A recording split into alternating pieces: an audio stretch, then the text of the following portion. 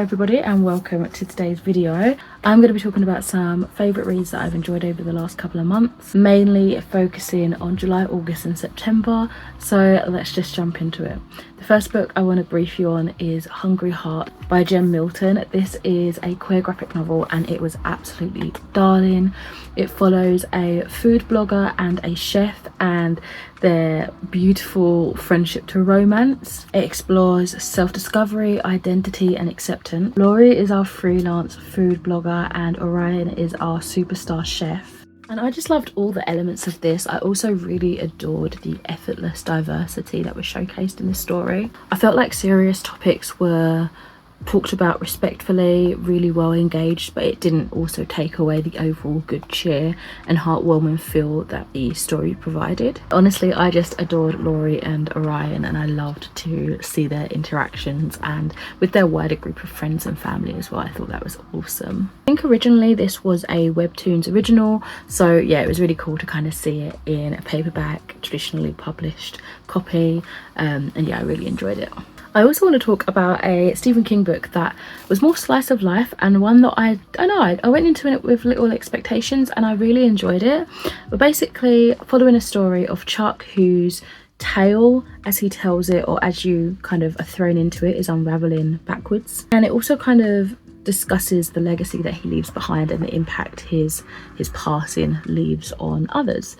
This was a really cool concept actually, because I really enjoyed that the story was unfolding backwards. Just added to this powerful message that it was already delivering. It was quite a heartbreaking and sentimental story that really kind of made you reflect inwardly a little bit more and kind of think a little bit more about grief and the confusing mixed emotions that surrounds that. Honestly, the story itself and the writing itself had me smiling and giggling one moment only to be slapped in the face with existential crisis and deep mourning the next, and I kind of loved that. So would definitely recommend this Life of Chuck book or short story rather, if you're wanting more of a slice of life, gentle philosophy kind of story from Stephen King. I do believe a movie version is either already out or is due to come out by the end of this year.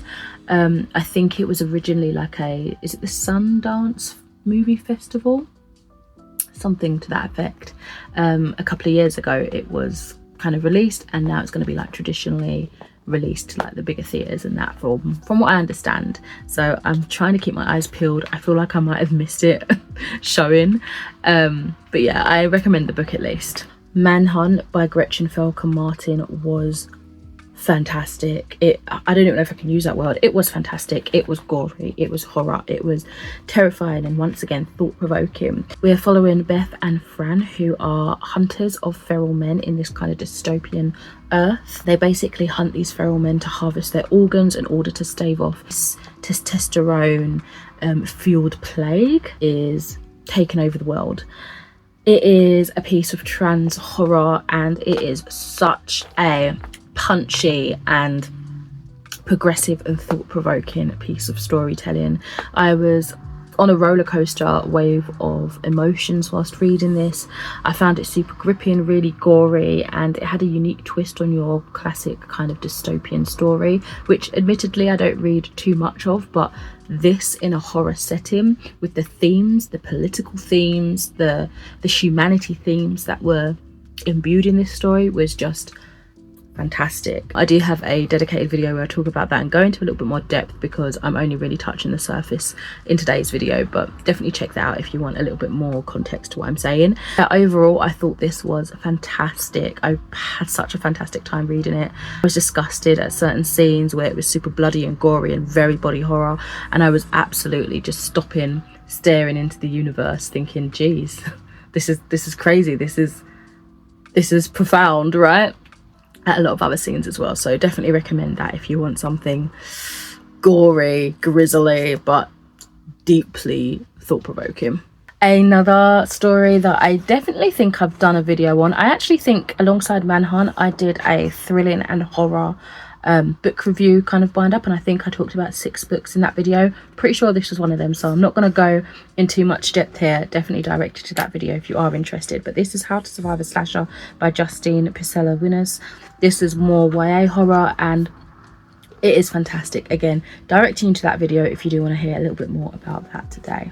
And another book I'll direct you to that same video is for The Executioners 3 by Susan Dennard, which was brilliant. I was on a book tour for this one.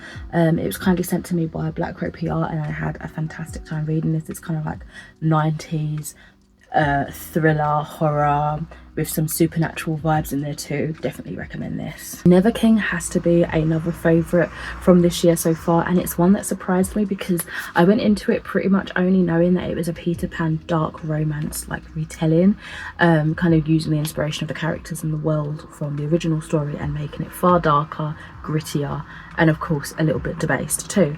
And I ended up loving it. It was fantastic. Basically in this story, the Darling women are always kidnapped on their 18th birthday to the world of Neverland because Pan is searching for his lost shadow that he believes one of the Darling women have taken, and has hidden the knowledge within her descendants, whether they know it or not. This was gritty, it was fast paced. I felt like the ratio of storytelling to smart was on point for me. I really enjoyed it. Very quick read. It was like maybe 120 pages if that, and it has got a wider series as well that I keep meaning to check out and continue from the library. It was crazy, over the top, but honestly I had a great time reading it and would recommend if you're into dark romance and retellings and quick reads. The last book I want to touch on for this section of my favourite reads is one yet again I have done a full video for, and one that I don't want to talk too much about because it is a sequel, and this is The Children of the Night by M.A. Bennett, which is the sequel to Young Gothic, which I absolutely adored. Got a review on both for those if you are interested. It's YA, kind of horror, like paranormal fantasy, bit of romance in there as well, and it is absolutely splendid.